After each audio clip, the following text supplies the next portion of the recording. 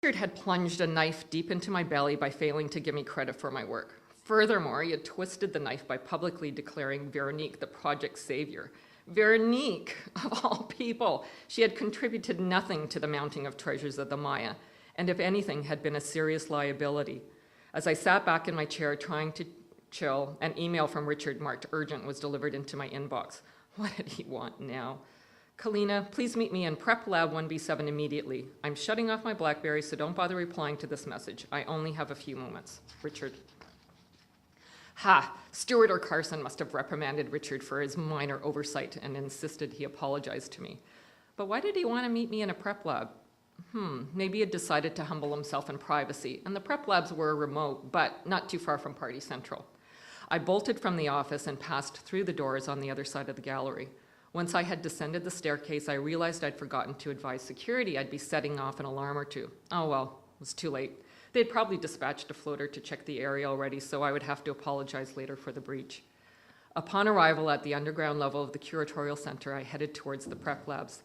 There were various rooms dedicated to everything from carpentry and welding to taxidermy. 1B7, where is it? Had to be up ahead. There it was, 1B7, Ornithology Prep Lab. Why would Richard pick the bird preparation area? But since when did Richard do anything logical? I twisted the knob and the door opened. It was as black as Rotar inside. Richard, are you here? There was no response. Great. Not only did he order me to meet him in these bizarre surroundings, but he was late. I located a switch on the wall and a single dim light was illuminated. As my eyes adjusted, I noticed a bag suspended above my head. I gazed up and saw a stuffed stork gripping a diaper bag in its beak. Ornithologist humor, I guessed. Beside it hung a vulture. Ha! One of Richard's predecessors, I snickered.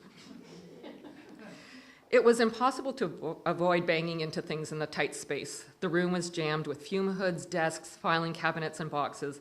I walked over to a storage unit and pulled out a tray. Yuck! It was filled with countless specimens of small birds.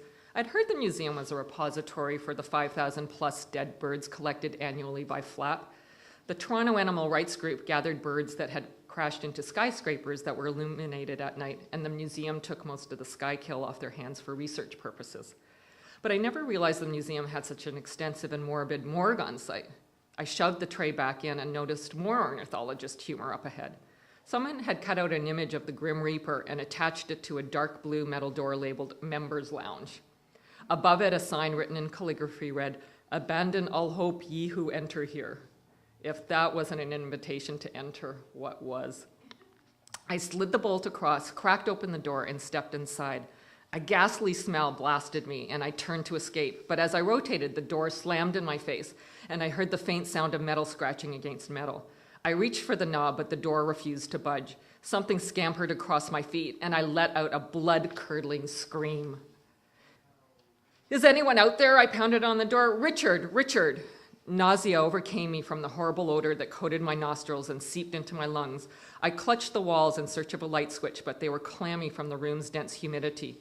Finally, my fingers made contact with a small plastic lever, and my horrific surroundings were illuminated. Beside me rested a large filing cabinet, and atop it stood a white cross constructed of cardboard. The letters RIP were emblazoned on the cross, and someone had further embellished it with crude drawings of insects. I peered around and felt energy draining from my body as though it were being siphoned off. Down at my feet, boxes held decaying bird carcasses, dead rodents, and severed limbs of mammals. Masses of beetles fed on the rotting flesh, while others flitted about looking for their next meal. I was imprisoned inside the museum's infamous bug room. I'd heard about the bug room, but until this moment had not known where it was situated. I did know, however, that it was inhabited by tens of thousands of carrion-eating insects used to turn animal carcasses into pristine skeletons. The 3 different varieties of bugs could consume a small bird overnight, while larger animals such as deer could take up to a month to be cleaned. I'd also been told that staff never spent more than 5 minutes in the impermeable containers. The bugs would begin to fly when the light was left on too long. The thought of a room filled with airborne flesh-eating beetles amplified my panic. I struck the light switch, blanketing the room with darkness. "God damn it, someone help me!" I clobbered the door with my fist, all the while doubting my cries and pounding were audible beyond the room, let alone in the hallway. For a moment, I stopped to swipe my arms and legs. It appeared that if I kept in a state of motion, the bugs avoided me. The lifeless flesh in the boxes was likely an easier meal ticket. But how long could I keep up the frenetic movement before passing out from the foul reek?